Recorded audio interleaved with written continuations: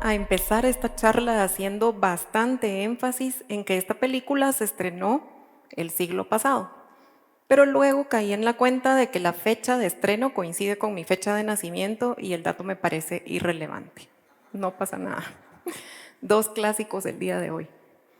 Lo que sí es importante es la historia que se desarrolla entre el sensei y su alumno. Entonces, el alumno quiere evolucionar tan rápido como pueda, quiere aprender karate para enfrentar a sus enemigos en un duelo. Pero el sensei le da la primera lección de vida y le dice: momento, los problemas primero se atienden desde la razón y luego se aplican otras medidas. Y a lo largo pues, de la película le enseña este deporte milenario que es el karate. Después de todo, eso es lo que hemos aprendido de las grandes civilizaciones. Por ejemplo, de la cultura griega heredamos la metafísica, una ciencia que fue desarrollada por Aristóteles y que piensa sobre todo lo que conocemos y lo que existe desde 4 criterios básicos. Esto es muy usado en temas filosóficos y antropogénicos, pero casi no lo usamos para analizar factores ambientales. Entonces hoy lo vamos a usar para analizar el agua. La primera causa metafísica del agua es la materia, es decir, ¿cuál es esa combinación de sustancias o de átomos perfecta que hace que el agua sea agua y no otra cosa? En este caso son 2 átomos de hidrógeno y 1 de oxígeno. La segunda causa es la forma. La metafísica de la forma nos cuestiona cuántas veces podemos ver transformada el agua sin que pierda su esencia. Entonces resulta que hay modos accidentales externos que la transforman y podemos ver el agua representada, por ejemplo, en un lago o en un río, en un imponente glaciar o en un copo de nieve y sigue siendo agua. El agua no cambia su esencia. Entonces, a esa mezcla de 2 causas primeras, la forma y la materia, se le conoce como el hilemorfismo del agua. La tercera causa es el agente, es decir, la causa que lo hace eficiente. Acá lo que nos toca preguntarnos es ¿para quién y con quién cohabita el agua? La respuesta es súper sencilla, es el planeta Tierra. Entonces tenemos que el agua es al planeta Tierra lo que la sangre, en una analogía mucho más anatómica, es al ser humano. Es lo que le permite vivir, lo que le permite respirar, ¿verdad? Lo que le da sentido. Pero también resulta súper interesante saber que más del 60% de lo que conforma el cuerpo humano es agua. La tercera causa es la teleológica, no teo de Dios, sino teleológica, y consiste en pensar por qué existe el agua, cuál es la finalidad de la existencia del agua. Y me parece que la respuesta es: el agua sirve para alojar vida. Desde las primeras formas de existencia de vida en la Tierra, el agua fue un factor determinante. Y lo que nos trae hoy, ¿verdad? El agua es el catalizador por excelencia de la vida. Sin agua, la vida en la Tierra no sería posible. Ahora bien, ¿por qué entonces es importante que nosotros entendamos y analicemos el agua desde una perspectiva metafísica? Y la respuesta es: como seres humanos, aún conociendo la magnificencia del recurso hídrico, nos topamos hoy en día con la idea de tratar de domesticarla. Entonces queremos sanitizarla, queremos legalizar su gestión, queremos almacenarla.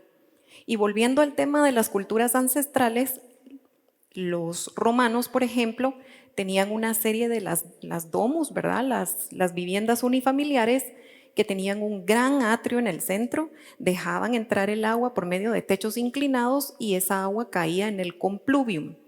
Era la forma más ancestral registrada posible de lo que hoy conocemos como una cisterna.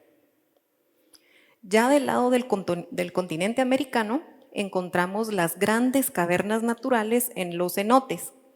Los cenotes existen gracias a la característica de impermeabilidad del suelo, el suelo kárstico. Entonces, estas grandes cavernas han sido estudiadas y existe evidencia científica de que están interconectadas entre sí. La premisa que nos sirve de este punto es entender que el agua, a pesar de que está almacenada en estas cavernas, fluye. Y ese sistema fue imitado por la cultura maya. Al sur de la península de Yucatán desarrollaron el chultún, que no es más que un agujero en el suelo.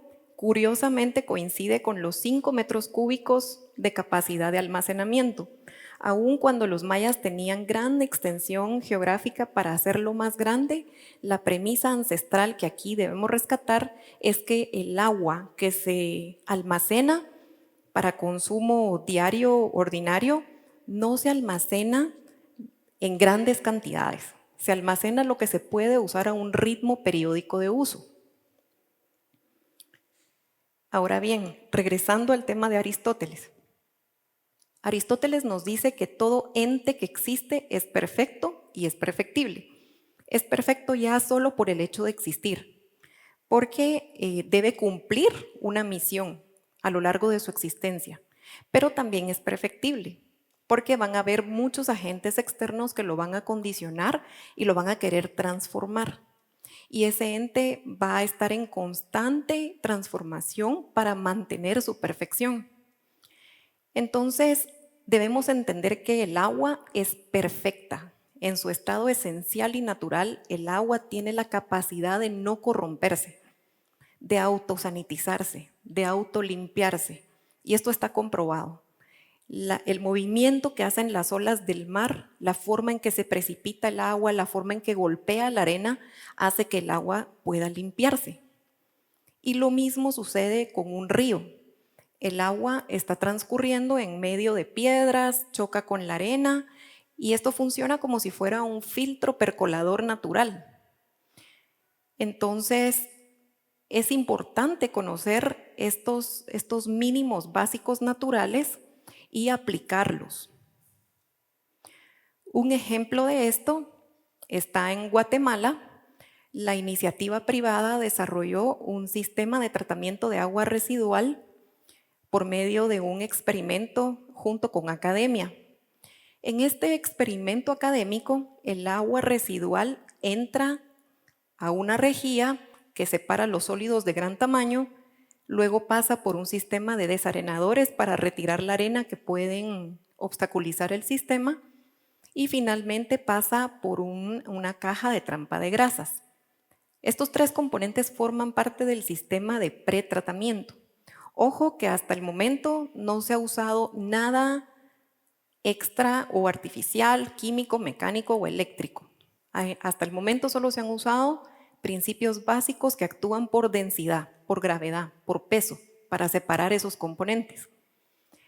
Como parte del sistema primario, el agua pasa a través de unos sedimentadores que a su vez están conectados hacia un sistema de purga. ¿Eso qué significa? Es un sistema que extrae los lodos son estabilizados por medio de cal y lo más interesante es que este se convierte en un subproducto del agua, del tratamiento del agua, de tal forma que no se desperdicia nada en este proceso. Como parte del tratamiento secundario, el agua pasa a través de lo que suele imitar las rocas en un río. Y eso sirve precisamente para que las bacterias se adhieran a las aristas de la roca y empiece esa absorción de nutrientes por medio de los minerales. En el tercer componente, en el componente terciario, el agua todavía pasa a través de una serie de raíces, en este caso de la planta de vetiver, una gramínea que es usada para remover, según bibliografía, incluso metales pesados. Entonces, si se dan cuenta, los principios naturales de la limpieza del agua fueron aplicados en este sistema. Y gracias a esa comprensión, el resultado experimental tuvo un gran éxito. Se cuenta con porcentajes de reducción muy altos en los parámetros que nos ordena el acuerdo que corresponde al tratamiento de agua residual. Y por ahí ven una foto de cómo cambia las características, al menos visuales, del agua. Ahora bien, como seres humanos también nos topamos con la idea de querer legalizar la gestión del agua.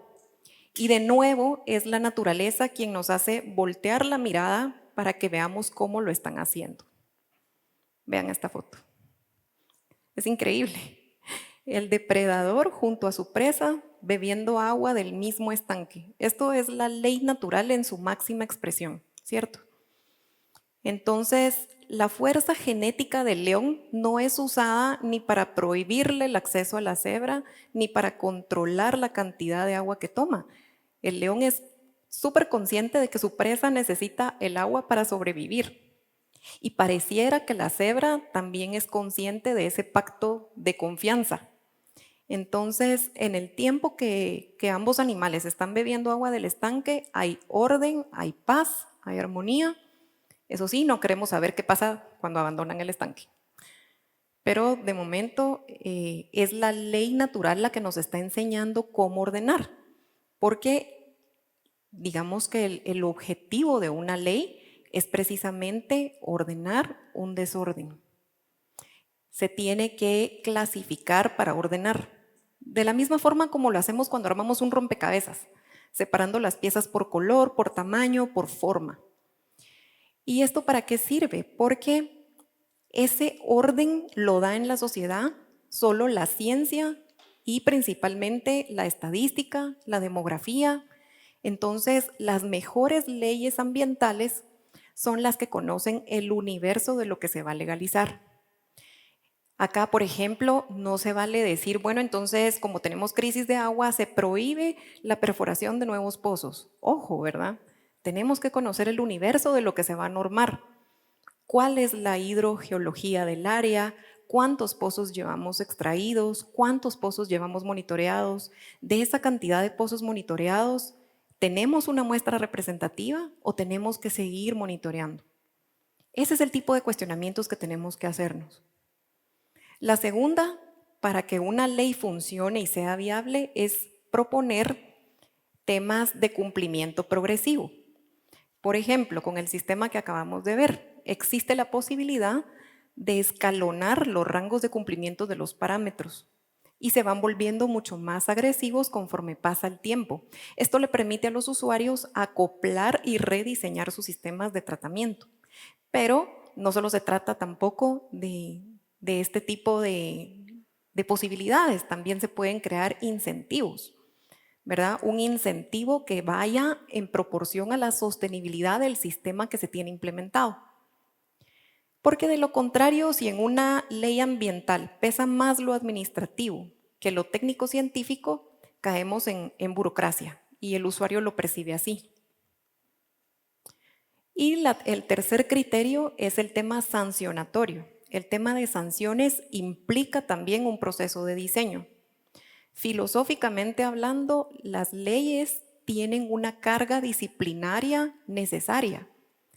Y esa carga disciplinaria sirve para separar lo que está implícitamente permitido de lo que está explícitamente prohibido. ¿Qué significa esto? Hay que castigar, ¿verdad?, los actos ilegales, pero también se tiene que propiciar las conductas deseables. Y eso solo se logra con el pleno entendimiento de lo que se va a legalizar. Pongo otro ejemplo. Cuando una ley declara la sanción masiva, hay que cuestionarla. Y este ejemplo creo que es bueno. Se va a sancionar a todos los usuarios que no tengan implementado un sistema ahorrador en sus grifos. ¿En serio el Estado va a tener la capacidad de multar a todos los que no lo hagan? ¿Verdad? Empieza uno a cuestionarse esa eficiencia. Por el contrario, corremos con el ejemplo de lo que le pasó a Ciudad del Cabo, una ciudad que se enfrentó a una crisis para el abastecimiento de agua. Y entonces ellos lo que hicieron fue diseñar una serie de rangos o cánones de consumo. Y entonces sí, cuando los usuarios excedían ese canon, se les imponía la multa. Se persigue a la minoría, no a la mayoría. Entonces, en resumen, nosotros como seres humanos vamos a seguir dependiendo del agua. Con el agua cohabitamos, de ella dependemos, y mientras más se apeguen los procesos que buscamos a los procesos naturales, mejor y en el camino correcto vamos a evolucionar. No es que se vaya en contra de la tecnología, ¿verdad? Y del desarrollo, simplemente cuando la tecnología se usa en procesos de transformación ambiental, los costos podrían llegar a ser exponenciales. Y terminamos volviendo en el tiempo a métodos un poco más rústicos, más sencillos. Este es el mensaje de hoy, ¿verdad? Es posible esta transformación basándonos en la ley natural.